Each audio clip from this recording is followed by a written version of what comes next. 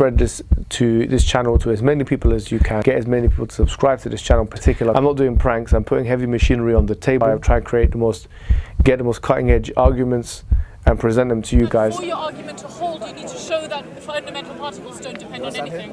Okay? Alright, so here's the thing. What you and Aaron couldn't deal with is, and this is the new atheist movement, subhanAllah, the new atheist movement is crumbling right in front of me. One by one, every single one of them cannot deal with this argument. And it's not because of, by the way. And look then at how deceived this man is and amazed with himself. SubhanAllah, the new atheist movement is crumbling right before me. Why Muhammad is getting excited for, only Allah knows. Because there's no overpowering, there's nothing that has taken place during any of these debates that would make anyone want to get excited. But he believes he's achieved something. The new atheist movement is crumbling right in front of me. One by one, every single one of them. And actually, the onlookers and the one who watches the video, who's got no clue about the argument itself, it just appears that, you know, whatever he's saying, he must have overpowered them because look how it's going on.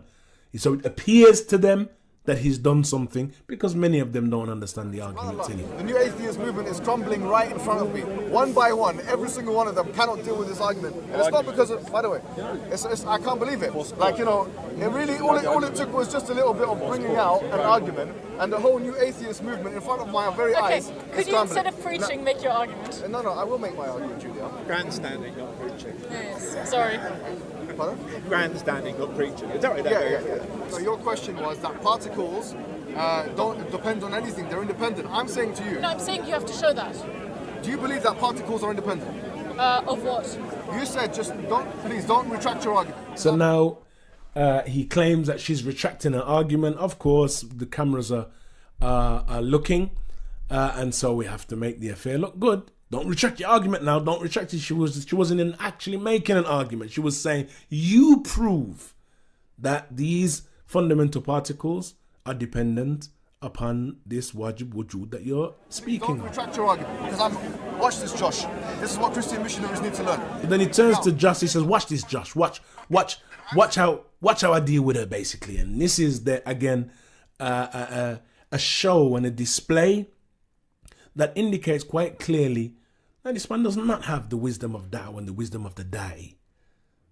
And this is not how we give da'wah and how we call to Allah Azza wa Jal, humiliating individuals who may genuinely have a genuine question that they wish for you to prove. ادعو إلى سبيل ربك بالحكمة والموعظة الحسنة وجادلهم بالتي هي أحسن.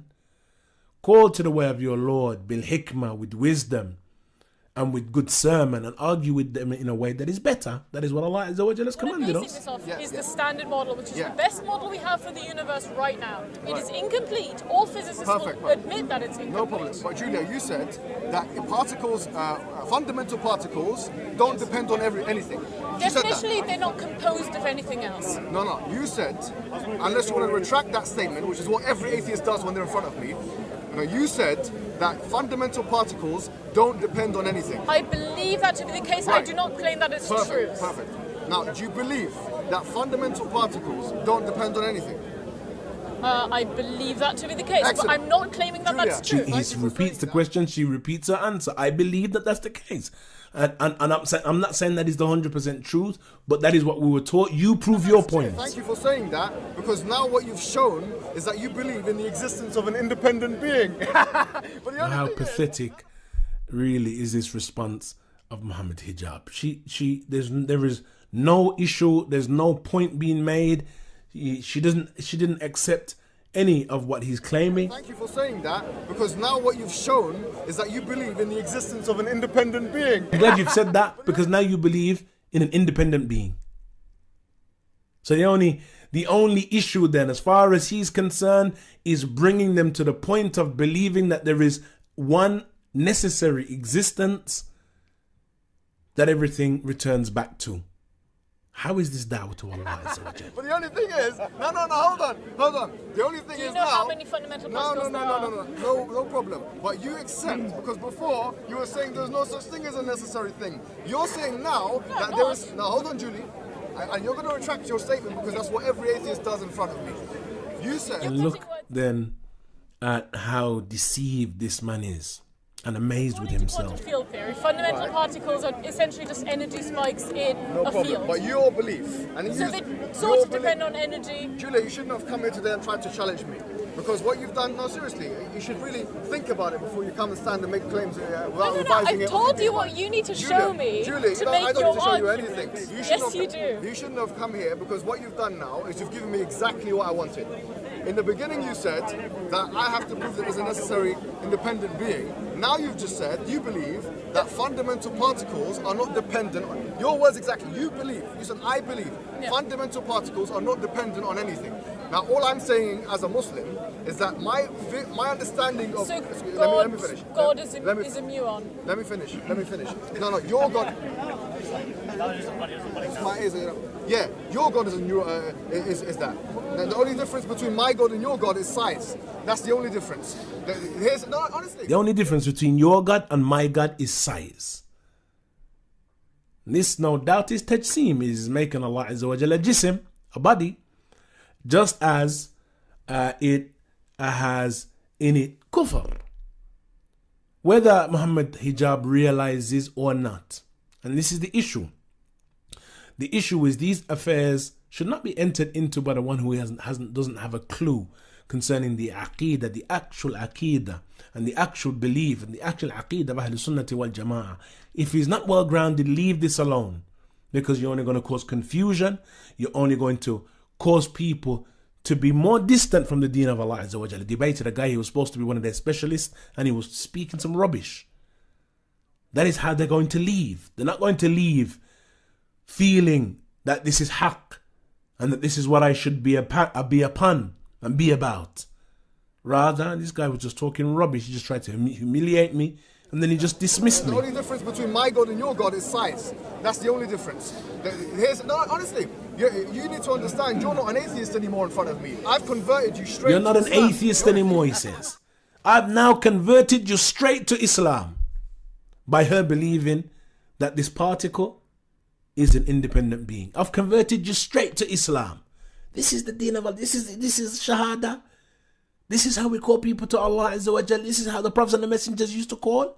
Billahi alaykum. The only thing you need to know, what you need to know and believe in is the right attributes of God and the Prophet Muhammad as a messenger. And obviously, if you want to believe in Jesus, is Muhammad the Prophet, the messenger of a muon, of an electron, of a photon? So then is Muhammad the prophet of the muon and the electron, and because of the fact that you've attested to the fact that the muon is, in your argument, a smaller version of Allah.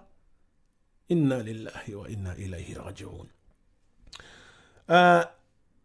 Then look at how after this pathetic argument, look how he just dismisses this physicist. Either you want to believe in this or that. You're putting And that's what words atheists in do. my mouth. Josh, this is what atheists do. Yeah. Julie, is there anything you want to add? Sorry, we're done here. Can I just ask one question? Yes, of course. You talk about contingency. I Okay, understand you it's guys. a pity that people didn't give you a chance to give your full answer. Yeah, so Julie, is there anything else you want to say? We're done. We're done here. Is there anything else you want to say? Then we have an individual who comes in and interjects.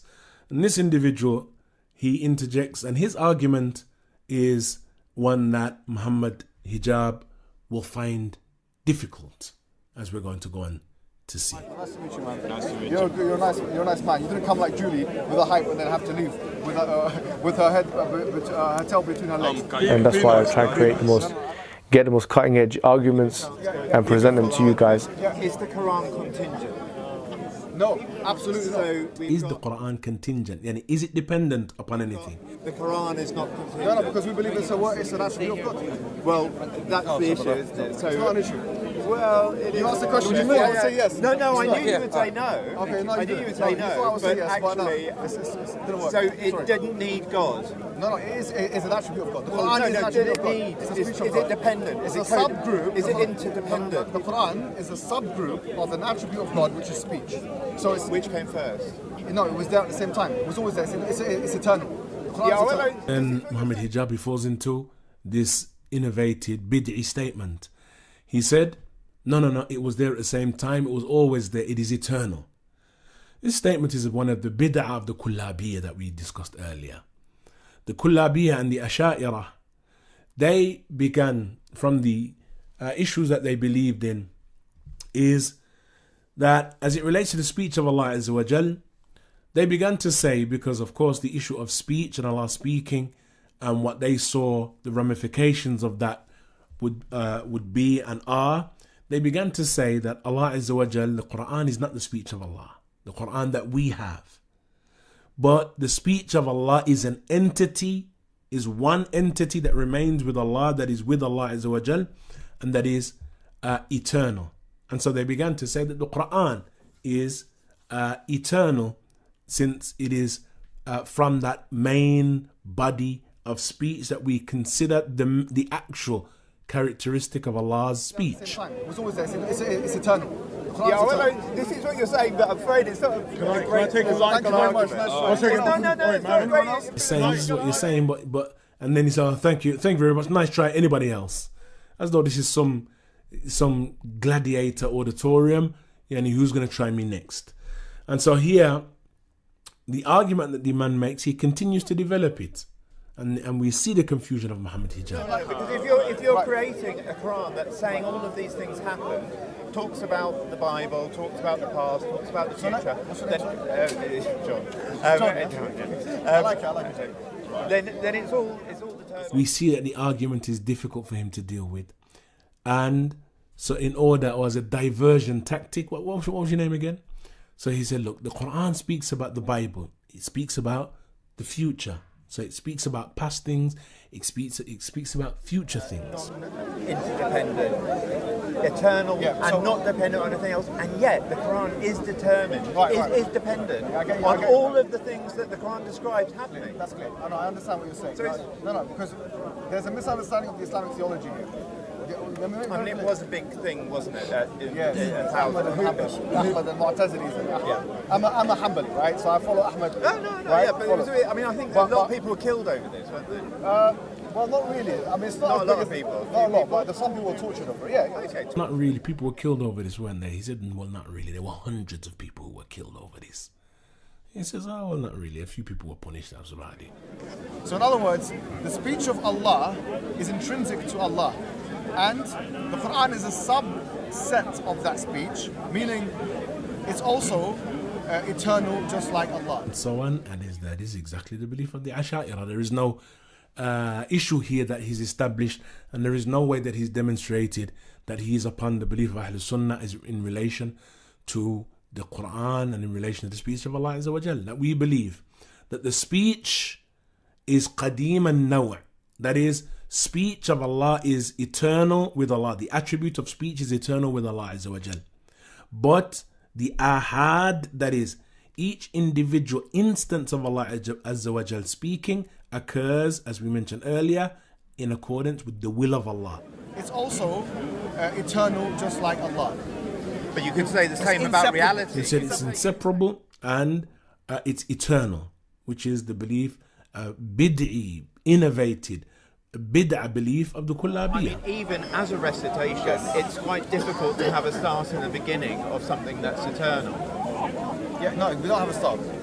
Well, the beginning of the recitation. No, it was always there. Yeah, I know. Here, the principle of Ahlul Sunnah should have been established, that we believe that the speech of Allah is eternal, but as far as each individual instance of Allah speaking, then it is in accordance with the will of Allah. Allah Azza wa Jal utters them in accordance with His will. That recitation. No. So here's a misunderstanding. No, I see what you're saying, but because the speech of Allah is one category, and then a subset of that is the Quran. That Quran is eternal. It was only transmitted to the Prophet by the angel Gabriel, which was already there eternally in what we call the Lawh al-Mahfuz, the preserved tablet. So now He's made the Lawh al-Mahfuz eternal. And that is not the belief of Ahlul Sunnati wal Jama'ah. The Lawh al-Mahfuz is not eternal. The Lawh al-Mahfuz is a creation from the creation of Allah Azza wa Jal. And so He said it was there eternally in the Lawh al-Mahfuz. Batil. The universe can be taken out of existence, whereas Allah can never be taken out of existence. Can the Quran be taken out? No. Why not? And the Quran in the recitational form cannot be taken out of existence. In physical form, like books and stuff. No, I'm not talking about. And we believe that will happen. I'm not talking about. Then we hear this establishment of the two forms of Quran, the eternal Quran and the Quran that is recited and that we have. This is the belief of the Ash'ari. Right, so we would say that it's an attribute of it's one of his many attributes. Yes, but his mercy, his merciful acts are different from It's his like mercy, saying, right? It's like, No, but his mercy is an attribute, but his merciful acts are contingent. So then the other guy, he makes a statement saying, well, isn't his merciful acts are different from his mercy, right? This statement is more in accordance with the belief of Ahl Sunnah than what Mohammed Hijab is saying. Yani that we have the mercy of Allah, we believe in the mercy of Allah, and then we have the act of Allah Azza wa Jal showing mercy. The act of Allah Azza wa Jal showing mercy is again connected to His will. So this is classical theism is held to that. Well, So I'm look, saying that's a merely logical study. It's actually a fallacy, in fact. it's not a fallacy. It is a It's a traditional position in theistic thought. It's a fallacious one. No, it's not, because it tries to uphold. Right, let's not no, go no, one second. One second. Talk about, One second. Yeah, but it shouldn't just be because he's an atheist. We're discussing about something which you are holding as true. And so it shouldn't matter that there's an atheist here listening or what have you. Let's discuss these issues, and that is the case with as it relates to the da'wah.